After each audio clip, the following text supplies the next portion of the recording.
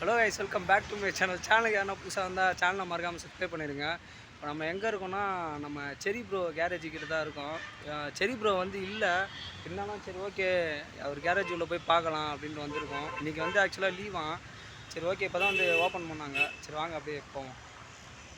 ஆக்சுவலாக செரி ப்ரோ வந்து அங்கே இல்லை கேரேஜில். அவர் ஏதோ ரைட் போயிருக்காரு. ரைட்னால் சும்மா பைபாஸில் வந்து ரேசிங் ரைட் மாதிரி போயிருக்காரு. இது வந்து நிஞ்சா கவாசகி செரி ப்ரோவோட கேரேஜில் இருக்க பைக் இது.